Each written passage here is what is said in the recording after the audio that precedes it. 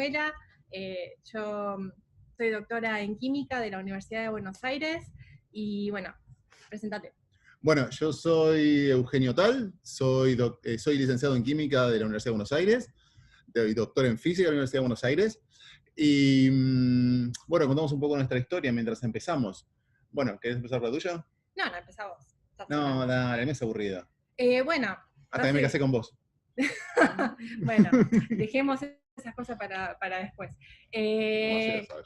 Vamos. Bueno, hicimos la carrera de química los dos en la Universidad de Buenos Aires. Yo hice el doctorado también en la Universidad de Buenos Aires, Eugenio hizo en física. Después de nuestro doctorado, hicimos nuestro postdoctorado en Suiza. Ambos, yo en el ETH, que es la Technische Hochschule Zürich. Y yo la hice en EMPA, que es el equivalente al INTI, pero en Suiza, ¿sí? Que tiene un nombre que EMPA significa algo así como Eidgenössische Metalle Profund und Materialanstalt. Que es como algo así, ya pasó mucho tiempo de eso, ¿sí? Pero ahí se hacían cosas mucho más aplicadas. Sí, y bueno, después de nuestro postdoctorado volvimos a la Argentina, empezamos a trabajar fuerte en lo que era materiales, en Metal Organic Frameworks, y después, por colaboraciones y porque la vida nos fue llevando, empezamos a trabajar en materiales aplicados a textiles. Así que bueno. Bueno, pero no fue un gran cambio, porque lo único que hicimos es todo lo que aprendimos de ciencia básica, lo empezamos a hacer arriba de un textil. En lugar de usar un sustrato de vidrio, empezamos a usar un sustrato de algodón. Lo cual tiene sus ventajas, la vamos a ver en un rato. Tiene la ventaja de que es mucho más abundante, es mucho más rápido de producir. Y barato. Y la gente usa más algodón o fibras que sustratos de vidrio colgados, ¿no? Sí, sí. Sí, digamos que la gente puede salir de su casa sin el celular, pero no sin los pantalones, o la pollera, o lo que use, ¿sí? Yo no lo recomendaría. Hace frío allá en Buenos Aires. Ahora sí. Bueno. Después conocimos a la gente de FAN. Sí. Ahí sí que nuestra vida realmente cambió. Y ahí empezamos a encontrar un poco más la beta de lo que siempre queríamos hacer. Muchas veces pasa en ciencia que uno quiere hacer algo, pero no encuentra cómo hacer. El nicho. Yo cuando empecé el doctorado quería hacer algo que a 10 años más tarde me enteré que se llamaban Metal Organic Frameworks. Y perdí mucho tiempo de mi vida haciendo cosas que eran muy aburridas. Pero después empecé a hacer Metal Organic Frameworks y la estamos pasando muy bien. A ver, hay gente de Colombia. Opa, hola Colombia. Hola Colombia, bueno, chicos, de Mendoza, de México, hay gente de México también. Hola a todos. Hola a todos. Estamos viendo el chat de ustedes. Estamos por YouTube también. Pará, está Sergio. Sergio, ¿cómo Hola, estás? Sergio. Hola, un beso grande. Hola, Sergio. Tengo malas noticias para vos al final de la charla. Chicos, mientras esperamos que se junte más gente, a ver, cuéntanos un poco en el chat de dónde son. A ver, hay gente de Misiones. Hola, Federico de Misiones. Deja de taparme. Uy, perdón. Sí, si mandan al chat de YouTube, también lo tenemos abierto y los vemos por ahí. Sí, tenemos unos segundos de delay, pero sí, los vemos por ahí. Río Cuarto, Río Negro, gente de Buenos Aires, de donde somos nosotros originalmente. Salta, Mar del Plata. Wow. Bueno, está buenísimo esto porque la verdad que... Ahí pasó Candelaria, me parece. ¿Pasó Cande? Hola, Bolivia, hola gente de Bolivia. Vamos a ser famosa Candelaria. ¡Hola, Candelaria! Bueno, ya Inga la saludamos. Sí. ¿Dónde está Silvia? Silvia, me parece que todavía no se conecta. Bueno, está Candelaria. Está Candelaria. Sí, capaz están las dos frente a la misma computadora. Algo muy importante, les vamos a agradecer estar por acá, porque sabemos que estamos compitiendo contra alguna novela turca. Llamada Jesús, según nos dijeron. No sé si es turca, debe ser más brasileña, no sé. No sé, una novela, es la hora de la novela en Buenos Aires, acá son las 9:05 de la mañana, tenemos 12 horas de diferencia entre Buenos Aires y Japón. Quiero pedirle 1000 disculpas a todos porque generalmente estas charlas se suelen hacer a la 1 de la tarde, pero eso equivaldría a la 1 de la mañana nuestra. Imposible. No quieren ver nuestras caras a la 1 de la mañana. No lo recomiendo. Sí. Así que saquen la cuenta que, si sacan la cuenta más o menos, Japón está en la antípoda de Buenos Aires. Más o menos. La antípoda de Buenos Aires está en el medio del mar amarillo.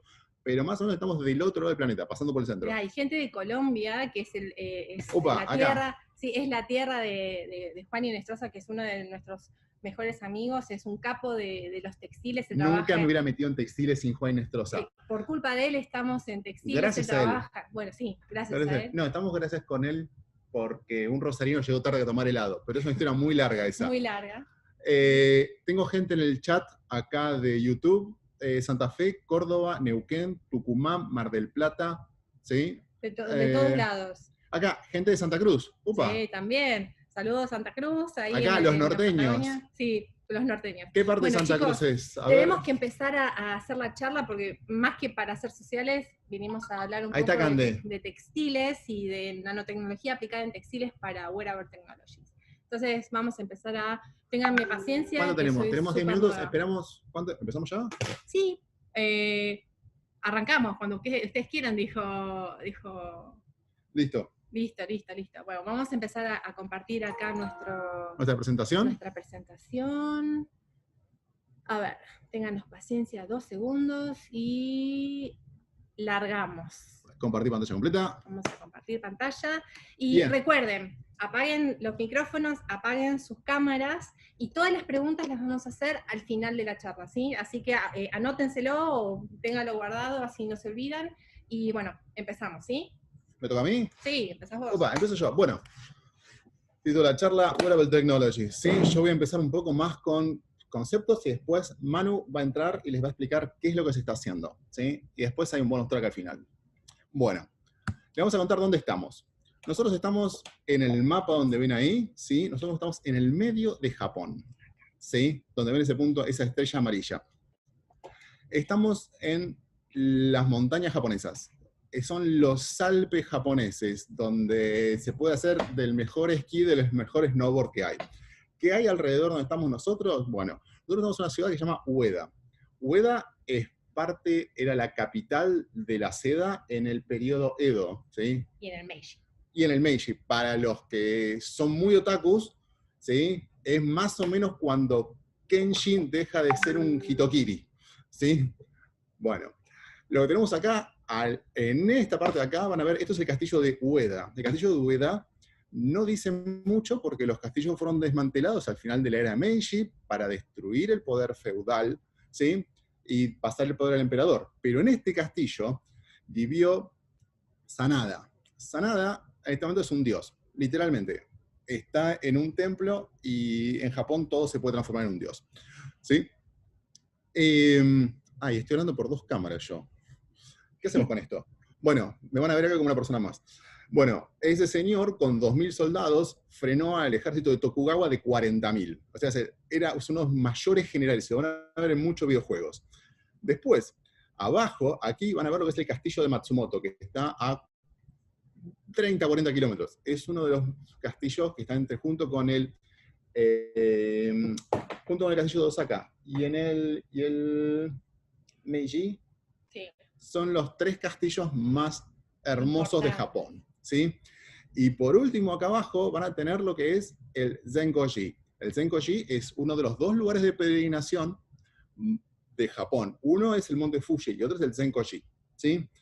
Cada 7 años en el Zenkoji se saca una estatua de Buda de 700 años y se la muestra. Por lo tanto, estamos esperando unos 5 millones de visitantes el año que viene.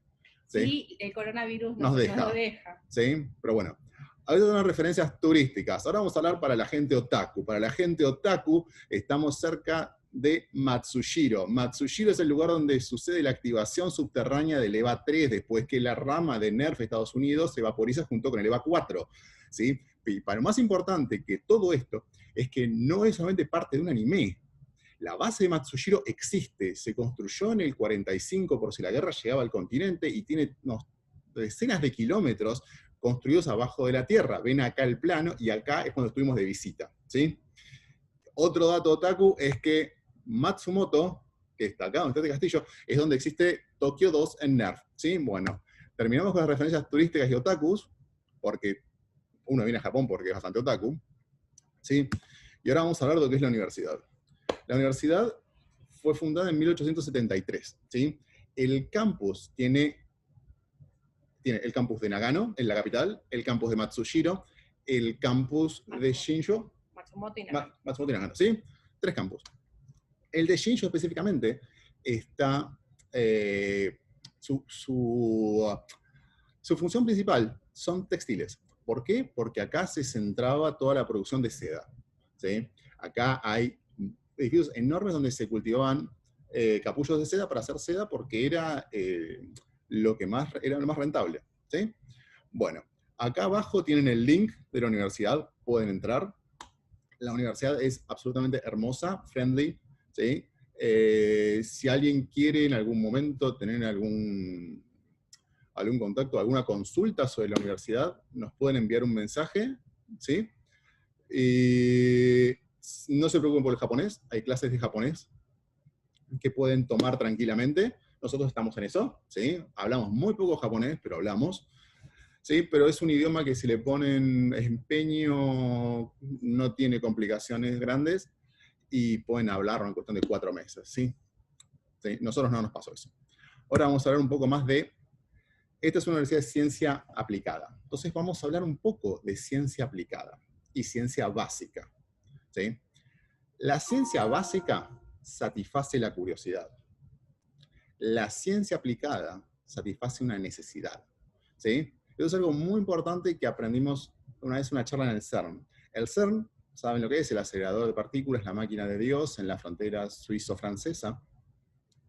Ese lugar. Hay unas charlas increíbles. Y si en ese lugar donde se hace ciencia súper básica, nos enseñaron que la ciencia básica solamente satisface la curiosidad, ¿sí? Otra cuestión que se plantea es que la ciencia básica puede aportar a la aplicada, pero no siempre. No es una verdad absoluta decir que la ciencia básica es la que sustenta la aplicada. Cuando ustedes tienen un problema en ciencia aplicada, por ejemplo en el CERN, que necesitaban comunicar datos muchos, ¿sí? ¿Sí? Ellos fue el nacimiento de la web ahí, ¿sí? Nosotros la semana pasada teníamos un problema que necesitábamos terminar, no, hace un par de semanas terminamos un problema que era cómo fijamos un MOF a una tela. Todos los métodos para modificar telas, para aplicar datos. Y acá lo desarrollamos un método nuevo que nos permite hacer una modificación de textiles, ¿sí? Avisen por el chat si encuentran un problema de video, salta un cartel, ¿sí? Nosotros encontramos un proceso para modificar textiles que es casi un proceso de lavandería. No usamos los clásicos cloroacetato, no usamos el famoso tempo, no lo usamos. Usamos una reacción casi de estado sólido y con eso tenemos una carboxilación de tela que nos permite seguir construyendo. Otra cosa más, la ciencia aplicada es tan compleja como la básica, ¿sí? Lo único que cambia es que tenemos objetivos, ¿sí? En la ciencia básica uno se puede extender toda su vida teniendo un solo sistema. En la ciencia aplicada, a vos te van a decir, mira, hay que resolver este problema, terminalo. Y lo vamos a seguir trabajando cuando tengamos que cambiar la patente, el producto, salir un competidor y demás, ¿sí? Nadie te va a dejar estar toda tu vida en la ciencia aplicada viendo si le mejorás algo. No, es dinámica, ¿sí? Por último, la ciencia aplicada es mejor paga. ¿Por qué? Porque lo hacen las empresas. Y porque cuando uno lo hace dentro de un instituto, se reparten dividendos. ¿Por qué? Porque uno tiene una patente, el inventor es parte de una patente y tiene ciertos dinero sobre el royalty, ¿sí? Respecto a la frustración y la alegría, es la misma. Los mismos problemas son los mismos, ¿sí? Uno se va a alegrar y se va a frustrar por lo mismo, en la ciencia básica o la aplicada, ¿sí? Ahora, vamos un poco a hablar de otro tema más. Y en nanotecnología siempre se habla de Richard Feynman. Ok, se habla de la charla esa de los 50, es plentiful of place on the bottom. Les recomiendo, por favor, que lean este paper de esta charla en el 74, ¿sí? Donde habla del Carol Cold Science. Es impresionante el concepto, también es de Feynman. Y les pego ahí un texto, es un poco largo, después lo puedo leer con tiempo, ¿sí? Pero consideren que la ciencia tiene que justificarse para qué está. Uno no puede solamente justificar de hago ciencia porque, ¿sí? Quiero mi curiosidad, ¿sí? Esto sale de fondos que alguien paga. Entonces, lean por favor ese artículo, es increíble, ¿sí? Bueno, saliendo de Feynman, que es lo único, uno tiene que hacer dos cosas en una charla de nanotecnología, nombrar a Feynman y definir el nanómetro. No voy a definir el nanómetro, ¿sí? Es una unidad, no importa, no es complejo, ¿sí? Si quieren ver algo complejo, vean cómo definen el nanómetro en Estados Unidos, que tienen un sistema no métrico. Entonces, primero tienen que pasar de la milla al kilómetro, y ahí empiezan, ¿sí? pero no es complejo, es una unidad. Y lo que importa son las consecuencias, no la definición. Bueno, vamos a hablar de hitos que han pasado en la nanotecnología. Bueno, lo primero es la primera charla. There's plenty of play in the bottom. There's plenty of room in the bottom, ¿sí? De Eric Dressler, de Feynman, y después tenemos Engine of Creation de Eric Dressler. Después hay cosas que pasaron, ¿sí? Me están tapando toda la pantalla. Claro. Un instante que tenemos un problema de... Ahí está, ¿sí? Investigación. Cosas que pasaron en ciencia son fullerenos, quantum dot, ley de Moore, nanotubos de carbono, ¿sí? Y después pasaron cosas más, que en mi humilde opinión son cosas que cambiaron cosas porque fueron cuestiones de mercado. Por ejemplo, Merrill Lynch puso el Nanotech Index, fue el National Nanotechnology Initiative, que fueron tanto inyecciones de dinero, ahí estamos, inyecciones de dinero tanto del sector público como del privado a la nanotecnología, ¿sí? Vamos a hablar un poco de algo que me interesa mucho, que esto es un white paper que salió de Merrill Lynch, crisis del 2008, ¿sí? Que está hablando de cómo son las innovaciones. Las innovaciones, la primera innovación que hubo fue la de textiles, después fue la de las ferrocarriles, automóvil, computer y demás. ¿Sí? Todas tienen un principio de inducción, un periodo de inducción, un periodo de crecimiento lineal y después un periodo de plato. ¿Sí? En el 2001 se planteaba que íbamos a tener un periodo de inducción para la nanotecnología y que de ahí por eso iba a seguir. ¿Sí? Vamos con algunos ejemplos de esto. Por ejemplo, el automóvil. La patente del motor diésel es 1886. ¿Sí? Pero la línea de ensamblaje de Ford, que es lo que lo hace posible, es de 1913. ¿Sí? Y a partir de eso tiene un crecimiento lineal. Lo mismo pasó con la computación. La máquina de Turing en 1939 era una máquina que era mecánica, hacía mucho ruido. ¿Sí? Sacaba cuentas, pero lo que importa es el integrado 4004, que es lo que empieza a hacer en 1969, que empieza a facilitar que exista, ¿sí? Una computadora. Después, en la nanotecnología, ¿sí? Lo tenemos en 1997, ¿por qué? Porque en 1998 sale el Premio Nobel de Química de nanotubos de carbono, ¿sí? Algo interesante para mí, esto es mi opinión, el Premio Nobel de Física en 1986. Ese Premio Nobel de Física es el del STM, es lo que permitió ver átomos, ¿sí? Entonces podíamos ver las cosas. Ya sabíamos que el nano estaba, lo podemos empezar a caracterizar, ¿sí? Y se plantea que en el 2025 va a haber un periodo termina el periodo de inducción y la tecnología va a empezar. Acá quiero remarcar dos cosas. Uno, el Nobel de 1986 y el de 1987 salen de IBM. Esos dos premios Nobel, el del STM, Scanning Tunnel Microscope, y el de superconductividad son dos premios Nobel que se ganan en IBM, una empresa privada, ¿sí? Así que tengan eso en consideración. Y lo otro es que la nanotecnología por sí misma no es una revolución, sino que se puede juntar a otras cosas. ¿Por qué? Porque un automóvil por sí mismo es grande y lo manipulo. Una computadora, una ropa, un textil, lo que sea. La tecnología tiene que ponerse en otras revoluciones, ¿sí?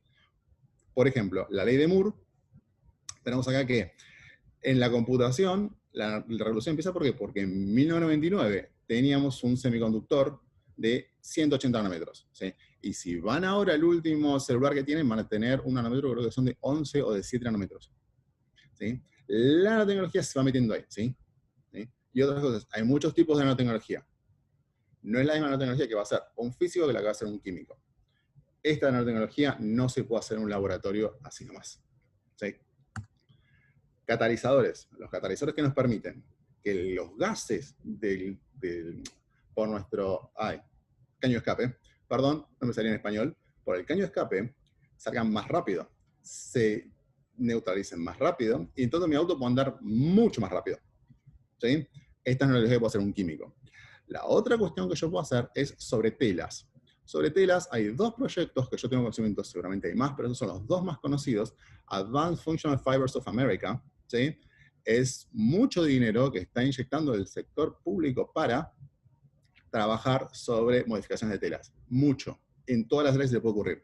Y lo otro es el proyecto Jacquard, de Lewis y Google. Chequénlo, están haciendo cosas fantásticas, ¿sí? Entonces, podés poner la nanotecnología sobre otra revolución y va a andar. Nosotros nos ocupamos de esta, ¿sí? ¿Por qué? Porque es básicamente escalable y es lo que nos interesa hacer, ¿sí? Ahora, ¿qué estamos comprando en una tela? En una ropa nueva que tenga tecnología. ¿Estoy comprando algo que me va a alargar la vida, me va a hacer vivir, me va a hacer más rápido, va a cambiar algo? No. Estoy comprando una sensación. Estoy comprando algo. ¿Sí? El café de Starbucks no es diferente al que yo puedo sacar con mi Nespresso en casa. O en la Fan, que tiene una muy linda, me dijeron. ¿Sí? Sino que es una sensación. Estoy comprando un lugar que me ponen música de Bublé, me ponen eso, me siento tranquilo y eso. ¿Sí? Estoy comprando sensaciones. ¿Sí? No es mejor el café. Es simplemente es el entorno. Y por ejemplo, miren esto que es cómo se vendía un Forte allá por 1900, principios de 1900. Es, miren, tengo un auto que tiene tantos, tiene 4 cilindros, 22 caballos de fuerza, sí, tiene las ruedas de tamaño. 4 ruedas. 4. No 2, no 5, 4. ¿Sí? Acá, si se ven, el último, perdón, ¿sí? Este Ford de acá, ya lo están viendo como, miren, tipo, me estoy comprando el auto, tiene línea anda fuerte, ruge y demás. El auto te sigue, uno no puede ir más rápido que lo que de 130 kilómetros por hora. A no ser que estemos en Alemania, ahí no hay límite de velocidad, en el autobahn. Pero en principio, lo que estás comprando es la sensación, el auto, esas cosas, ¿sí? Entonces, los textiles van a eso, ¿sí? ¿Y para qué tenemos eso? También los wearables, ¿sí? ¿Por qué? Porque los textiles nos dejan mejorar nuestra percepción del mundo, se integran a nuestra ropa, ¿sí? Nos hacen más cómodos. No corremos más rápido, no, menos después de una cuarentena que nos salimos a correr en 3 meses, ¿sí? Los textiles van mejorando nuestra percepción de la vida. Y en este maravilloso momento yo hago un cambio y les presento, los digo a la doctora Kim, que los va a hablar de cosas que se pueden hacer con textiles. Bueno, entonces, lo importante de los wearable technologies, como dijo Eugenio, es que hacen que nuestra vida sea mucho más cómoda, confortable, que podamos integrar mejor todo lo que es la electrónica a nuestras vidas. En realidad no sé si eso está bueno o no, pero bueno, es algo que sucede y no lo podemos evitar. Y la idea... No va a haber una cuestión moral en tecnología. No, claro que no. Pero bueno, la cuestión es que nosotros tenemos que generar producciones a escala. Y para eso, la integración entre la nanotecnología y la industria textil es ideal, porque para aquellos que trabajan en la industria textil saben que los volúmenes que se manejan son enormes, pero la nanotecnología en sí generalmente está muy limitado, salvo algunos casos en excepción, a trabajos de laboratorio, pequeñas escalas, poca cantidad. Entonces, la idea es poder unir estos dos mundos para poder tener producción a escala. Cuando hablamos de wearable technologies, lo primero que uno piensa son los dispositivos electrónicos vestibles, que son, por ejemplo, los smartwatches, los anteojos inteligentes, los activity trackers y todos aquellos dispositivos que se usan para medir las condiciones de salud. Pero, por otro lado, tenemos a los smart textiles, que lo que hacen es integrar de una manera más orgánica todo lo que es esa electrónica que usamos para todos los días y que nos sirve para poder monitorear, por ejemplo, nuestra presión sanguínea, nuestra temperatura, cuánto estamos corriendo, a qué nivel estamos corriendo, de una manera más sencilla, más integrada a nuestro día a día, como son los textiles. Cuando hablamos de textiles inteligentes o smart textiles, uno lo que primero quiere hacer es mejorar las propiedades de esos materiales. Por ejemplo, puede que estas telas sean autolimpiantes, que bueno, tengan características hidrofílicas, hidrofóbicas, que tengan conducción eléctrica, que aíslen térmicamente, todo dependiendo de qué tipo de aplicaciones queremos hacer. Pero además esas propiedades tienen que estar ligadas a actividades sensoras. Eso significa de que tienen que ver cuáles son las variables que queremos medir, las variables de usuario, las variables del entorno, que nos dicen cómo ese textil va a interactuar con el medio ambiente, y como siempre decimos, ver si podemos realizar una producción a escala de estos textiles inteligentes. Y por último, el último paso sería integrar estos textiles inteligentes a todo lo que es la electrónica flexible, para que obviamente uno no quiere tener un pedazo de plástico duro incorporado en una remera, porque eso va a ser súper incómodo. La idea es que toda esa electrónica esté orgánicamente integrada a los textiles y a la ropa que queremos usar. Entonces, ¿cuál es el flujo de la información que tenemos que manejar cuando hablamos de los smart textiles? Primero, ese textil inteligente tiene que ver cuál es el estímulo, o más que nada, más que el textil, el investigador o la persona que está produciendo, ¿no?, este textil inteligente tiene que ver cuál es el estímulo que quiere focalizar, cuál es el estímulo que quiere ver, traquear, seguir, tener un seguimiento, ver cuál es la respuesta que ese textil inteligente va a tener frente a ese estímulo, y cómo va a manejar esa información que está obteniendo desde toda esta electrónica flexible que incorporó. Entonces, para poder seguir este flujo de la información, es importante que dividamos a los textiles inteligentes en los 3 grandes grupos que por ahora existen, que son los textiles inteligentes pasivos, que son aquellos que presentan un cambio en sus propiedades de acuerdo a variables del ambiente o del usuario. Al ambiente, por ejemplo, puede ser la temperatura, la humedad, la presión, o variables de usuario, por ejemplo, cuál es nuestra temperatura corporal, cuánto estamos sudando, cuál es el pH de nuestra piel, que todas esas variables tienen algún tipo de relación con nuestro estado de salud. Después tenemos a los textiles inteligentes activos, que son aquellos que además de censar estas variables que hablamos anteriormente, presentan una reacción. Es decir, que producen un cambio que es visible o por lo menos que es notorio respecto a sus propiedades. Y por último tenemos a las textiles muy inteligentes. Estos son los Very Intelligent Smart Textiles, que lo que además de censar y reaccionar, se adaptan de acuerdo a las condiciones en las que se produjo ese estímulo. Entonces, teniendo en cuenta estos tres grandes grupos, vamos a dar algunos ejemplos de, bueno, cuáles son estas 3 grandes familias de textiles inteligentes. Bueno, dentro de los textiles inteligentes pasivos están las famosas telas funcionalizadas con nanomateriales. Acá tenemos una imagen de microscopía en una escala de 200.000 nanómetros, o sea, es una escala macro. Es una fotografía de microscopía electrónica de una tela de algodón, a la que le hemos puesto nanomateriales en la superficie, que acá ven en una escala de 200 nanómetros que tienen formas de aguja, porque queremos darle una propiedad particular a estas fibras de algodón. Nosotros lo que hicimos, bueno, en esta fotografía ven un corte transversal de una fibra de algodón, y pueden ver en toda esta parte oscura son los nanomateriales que hemos depositado en la superficie de la fibra. En particular, nosotros en esta fotografía, el material que elegimos para funcionalizarlos se denominan Metal Organic Frameworks. Y ahora les voy a comentar un poco de qué se tratan estos materiales. ¿Y para qué hicimos esto? Porque nosotros lo que queríamos hacer es darle a la fibra de algodón características fotocatalíticas y de absorción de contaminantes que pueden estar presentes en el agua. En particular, nosotros trabajamos en este trabajo, que acá tienen el link si están interesados de chusmearlo, lo utilizamos para poder absorber y degradar paracetamol. ¿Por qué es importante eso? Porque el consumo de paracetamol, ustedes no se imaginan, es tan grande en el mundo que inclusive en la excreción del humano hay rastros o cantidades bastante grandes de paracetamol que después son vertidos en las aguas cloacales. El problema es que todo el sistema de purificación de agua o de tratamiento de aguas cloacales no logra eliminar estos tipos de medicamentos como el paracetamol o algunos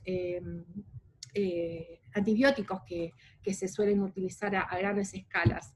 Entonces todos estos contaminantes pasan al medio ambiente y pueden afectar mucho la flora y la fauna a las que está expuesta esa agua contaminada. Entonces nos pareció muy interesante agarrar telas que pueden ser scrap de la industria textil o de la confección, modificarlas mediante la nanotecnología y utilizar esos scraps para poder hacer la absorción y la degradación de estos contaminantes farmacéuticos.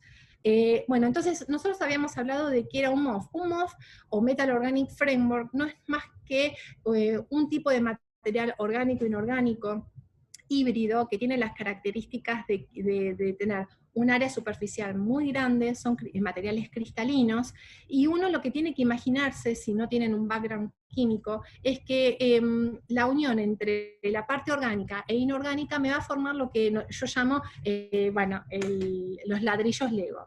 Cada ladrillo Lego, que sería una parte orgánica y una parte inorgánica, va a formar una estructura tridimensional que va a ser el material cristalino nanométrico que a lo último se termina llamando Metal Organic Framework. Y tiene muchísimas características. Por ejemplo, uno de los más conocidos es el Metal Organic Framework de cobre y BTC, o Bencentric Carboxylic Acid, que las características que tiene es que este material, por 1 gramo de material, podemos llegar a tener hasta 1.300 metros cuadrados de área específica. Imagínense que en 1 gramo de material tenemos aproximadamente 1,5 canchas de fútbol. A mí me va a decir. Bueno, supongamos. No me gusta el fútbol. Bueno, pero más o menos eso. Y lo importante es que la producción de los Metal Organic Frameworks, de este tipo de nanomateriales, es escalable. Entonces, siempre tenemos que ver que los materiales nano que vamos a utilizar sean de producción escalable para que puedan ser incorporados en la industria textil y de esa manera también aumentar la producción de estos smart textiles. Otro ejemplo de textiles inteligentes pasivos fue, bueno, presentado el año pasado en esta revista que se llama Atalanta, en donde modificaron el algodón con colorantes y con enzimas, de manera tal de que podían ver y monitorear cuál era el cambio de pH del sudor de nuestra piel, y también la concentración de lactato. ¿Por qué es importante monitorear, por ejemplo, el pH de nuestro cuerpo? Porque el pH de nuestro cuerpo o de nuestra piel varía entre 4 y 6,8. Cuando aumenta el pH de nuestra piel, que a través de la sudoración, significa que nuestro cuerpo o nosotros estamos extenuados y estamos deshidratados. Entonces, eso, si ustedes de repente tienen una remera con la que hacen ejercicio, ven que cambia de color a un color que, bueno, está más cercano en estos tonos azules, como ven acá en la pantalla, significa que estamos realmente extenuados, estamos muy deshidratados, y por ahí en la actividad física no nos podemos dar cuenta. Lo mismo que con la concentración del lactato, porque el lactato es un metabolito que aparece en el metabolismo anaeróbico, y lo que indica su presencia en grandes concentraciones nos indica de que tenemos fatiga muscular, y también la presencia de alguna condición médica preexistente. Por ejemplo, acá nosotros vemos algunos voluntarios se pusieron estas remeras modificadas con estos sensores colorimétricos incorporados en la tela. Esta sería la muestra que, bueno, como fue preparado, sin entrar en contacto con ninguna piel, y acá 3 voluntarios se pusieron esas remeras y corrieron durante media hora. Y lo que pueden ver es que el voluntario 2, que tiene las concentraciones más altas de lactato, y el pH fue más básico que en la muestra original, lo que indicó es que este voluntario 2 tenía una condición física un poco más pobre que los otros voluntarios. Entonces, el estrés físico o muscular que sufrió fue un poco más importante, y bueno, eso se pudo ver a través del cambio de color de estas telas. Otra cosa que es lo que estoy trabajando actualmente aquí en Hsinchu University y en un proyecto con Google, es trabajar en materiales textiles activos utilizando polímeros de memoria de forma, ¿sí? Shape Memory Polymers. Estos polímeros lo que tienen de lindo es que inicialmente tienen un estado estable, después uno los puede deformar, por ejemplo cambiando la temperatura o aplicándole un campo eléctrico, y y cuando le damos un estímulo externo, por ejemplo, el calor de nuestro cuerpo, puede volver a cambiar esa morfología que le imprimimos inicialmente, y de esta manera tener un ciclo de movimiento de estos materiales. Estos polímeros de memoria de forma comenzaron a ser más masivamente estudiados en la década del 80, particularmente cuando Mitsubishi, acá en Japón, pudo realizar una producción masiva de polímeros de forma basados en poliuretano. Y bueno, se ve mucho en estos tipos de polímeros incorporados, por ejemplo, en ropa interior o ustedes seguramente habrán visto los memory foams, que son parecidos a estos tipos de materiales, ¿sí? Aleaciones. En aleaciones, por supuesto, que tienen... Todos vieron la película de Terminator. Sí. ¿Terminator 2? Terminator 2, sí, bien, es verdad, Terminator 2, el Terminator que se hace líquido. No son jóvenes, no. Que se hace líquido y que después vuelve a su forma, bueno, eso es memoria de forma. Bueno, pero en vez de trabajar con metales, estamos trabajando con polímeros. Entonces, sí, Terminator 2, esa película está buena, a mí me da mucho miedo.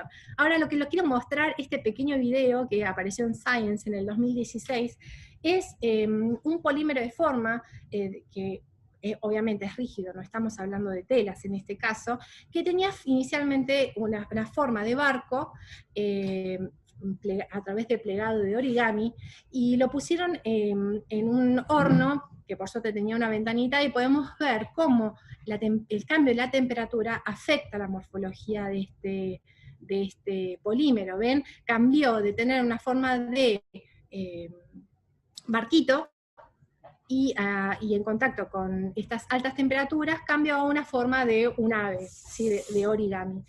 No es exactamente la grulla, pero se parece.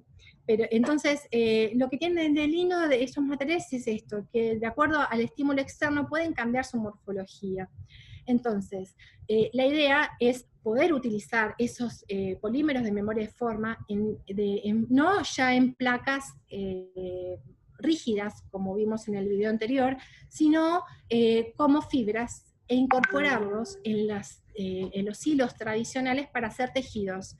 Y estos tejidos van a ver que se puede tener una forma original, por ejemplo una remera, que tengan este tipo de tejidos, que de repente cuando tengamos calor esa remera sea grande, sea chique, sea corte. La campera de Marty McFly, Volver al Futuro 2. Exactamente, para los más viejos, la campera de Marty McFly, en Volver al Futuro 2, que se adaptaba a la forma Era un solo del cuerpo. Sí, del cuerpo de Marty. Bueno, eso se logra a través de los polímeros de memoria de forma.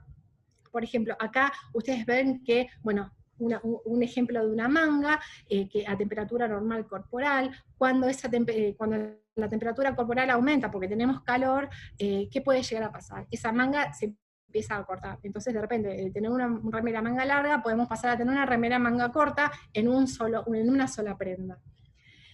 Otro ejemplo de textiles activos es, bueno, en particular el proyecto Jacquard de Levi's con Google, que lo que obtuvo fue una campera, la campera Tracker tradicional, utilizando diferentes sensores flexibles incorporados en la tela para poder tener una mayor interconectividad con los smartphones. Entonces, estas camperas lo que permiten es sacar selfies, permiten sacar te permiten sensar también. Karen Ferrer no vio ninguna película de las que nombraste. Recomiendo ver Terminator 2 y recomiendo ver también Volver al Futuro, porque son muy divertidas.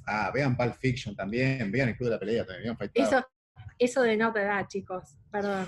Pero bueno, si ustedes ven esas películas que fueron con las que nosotros crecimos cuando éramos chicos, todas estas cosas parecían ciencia ficción súper imposibles. El celular de Star Trek. También.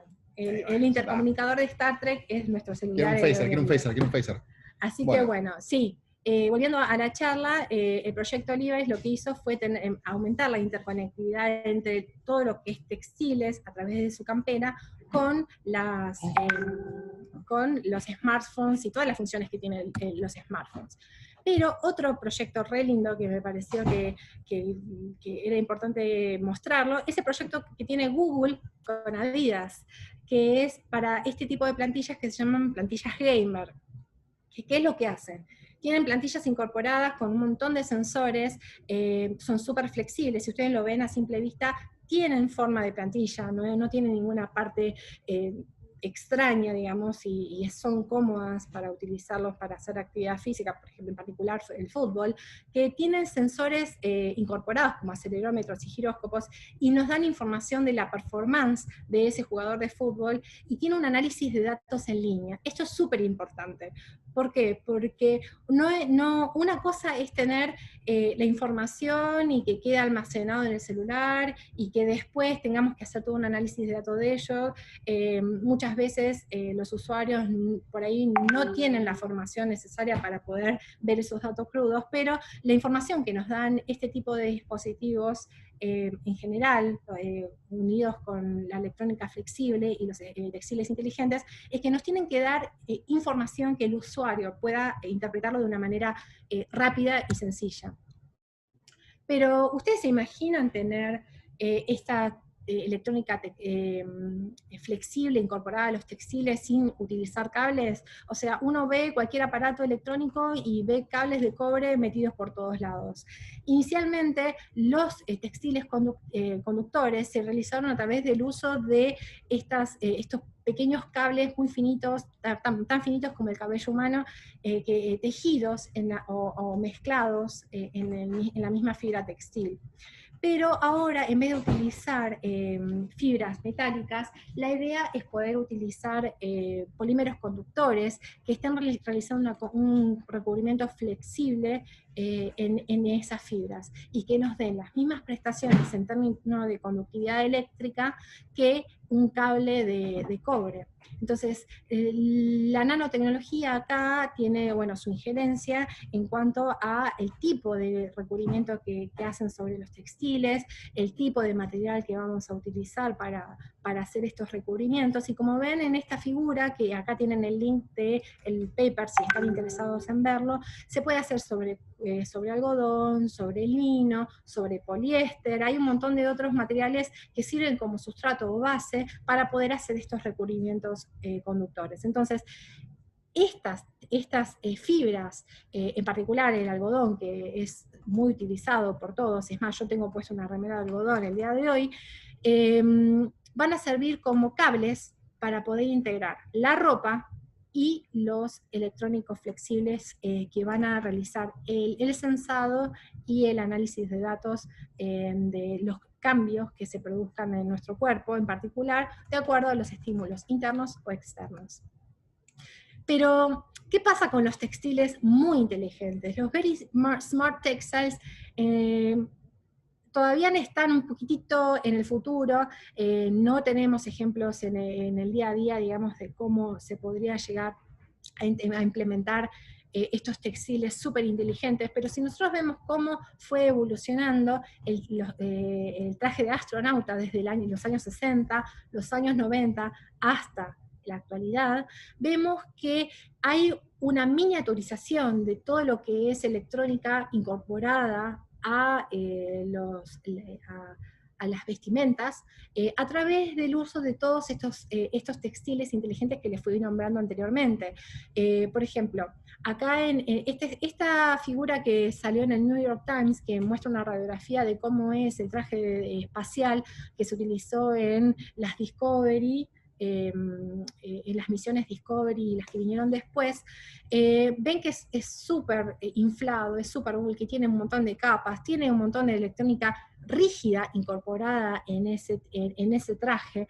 Pero si nosotros vemos en el traje, en particular este blanco que ven acá, es el traje con el que viajaron los últimos astronautas en el Space Dragon, ¿sí? De SpaceX, de Elon Musk. Elon Musk, te queremos.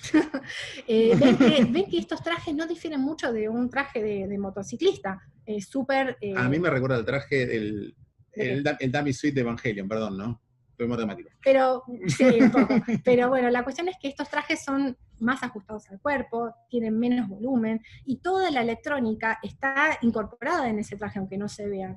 Este en particular, como dijimos, es el que diseñó el equipo de Elon Musk.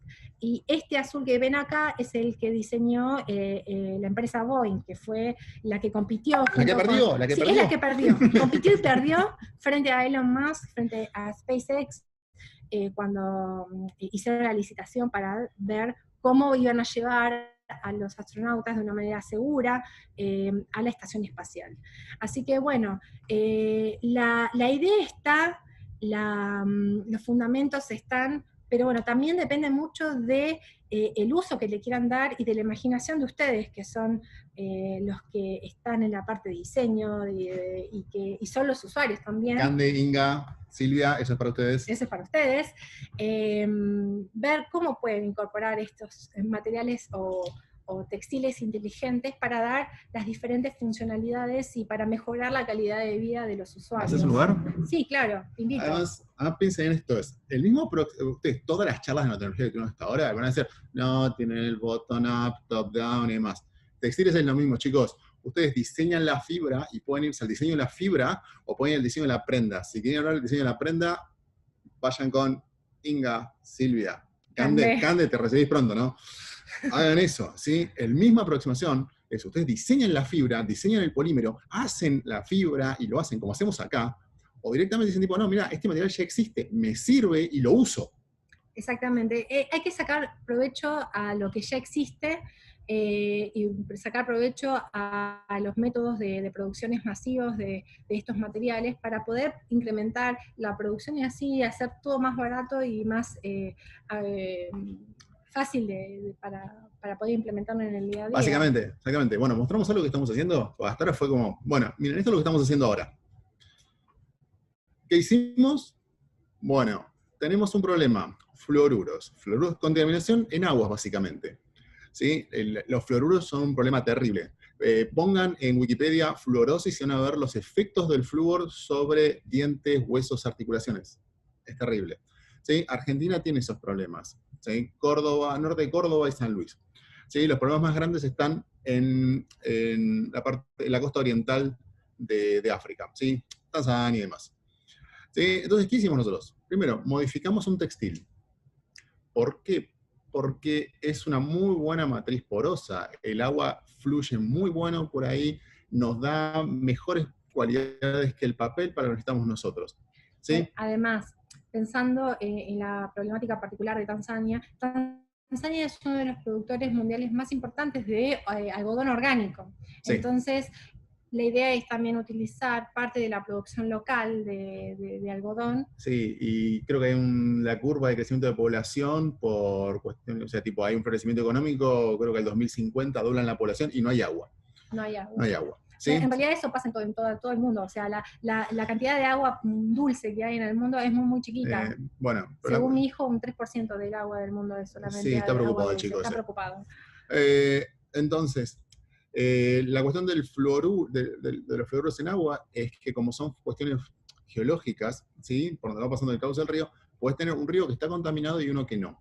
Mientras vos lográs la infraestructura que en un país que está desarrollándose complicado es una planta, lo que tenés es una herramienta simple que te diga, probá esta agua y esta agua. ¿Sí? Esta no la tomo, esta sí. Entonces, ¿qué hicimos? Modificamos un textil, ¿sí? Adentro hicimos química muy básica o pusimos MOF. Después diseñamos un sensor basado en Arduino, ¿sí? Acá tenemos el sensor, existe. Tenemos que dejar de compartir la pantalla para poder mostrarlo, me parece. Creo. Bueno, lo mostramos después, ¿sí? Listo. ¿Y qué hicimos? Bueno, nos ocupamos de que esto se comunique directamente con una app en el celular. Y exportamos los datos. Y nos da cuánto es la concentración de fluoruro, cuánto es el lugar, latitud, longitud, altitud, hora y fecha. Entonces se puede hacer un mapeo en tiempo real. Y después esto se envía, ¿sí? Lo siento, Sergio, no usa batería. Si usa la batería del celular, no vamos a poder ser socios de Dynami en esto. Pero no bueno, por ahora. No por ahora. ¿Sí? Pero bueno, la cuestión es que tenemos la cosa y tenemos un límite, podemos declarar hasta 8 partes por millón. El límite de Naciones Unidas es de 1.5, acá algunos países están en 0.8, pero Japón es 1. Y Tanzania, con los problemas que tiene, lo extendió a 4 partes por millón. ¿Sí? O sea, imagínense que la gente de Tanzania está tomando agua con concentraciones elevadísimas de fluoruros. Eso trae muchísimos problemas de salud, como que es la fluorosis. Sí, chequéenlo, es algo terrible. ¿Sí? Es más, y en Argentina también hay, ojo. Sí, la gente de Córdoba, si conoce gente con los dientes manchados, eso es fluorosis. ¿Sí? También pueden fumar, pero la fluorosis es algo muy claro. ¿Sí? Lo que estamos haciendo es eso. ¿Sí? Y bueno, vamos a dar tiempo a las preguntas, ¿te parece? Agradecemos. Sí. Quiero agradecer a todos ustedes por estar presentes en esta charla, son un montón y la verdad que le agradecemos de corazón porque es súper tarde en Argentina, es hora de que estén con sus familias, es hora de cenar, hora de la novela, pero bueno, eligieron estar con nosotros y de lo cual agradecemos de todo corazón. Agradecemos a la FAM por darnos la oportunidad de dar esta charla. Inicialmente nos habían invitado hace un montón para hacerlo, pero bueno, nos agarró justo en la época donde empezaba todo el tema del COVID. Es la reactivación de esto ya les llegará, pero la reactivación después de la cuarentena es acá, no es simple. Acá por chat me están diciendo 104 días de cuarentena, horrible, chicos, realmente. Acá ya estamos en mañana, para nosotros tienen 105. Y ahora les quiero dejar, esto es lo mejor que tengo. Esto es un paisaje de Hueda, ¿sí? Juanjo les hizo una ilustración, quería dejarles una foto real. Ese es el río Chicuma, estamos en el medio de los Alpes, y ese camino que ven por... Los Alpes japoneses. Ese camino que ven ahí es el que recorro una vez por semana, son mis 40 kilómetros de bicicleta, ¿sí? Y es lo mejor que me pasa en la semana. Bueno, a nivel, ¿no? Vivo con ella.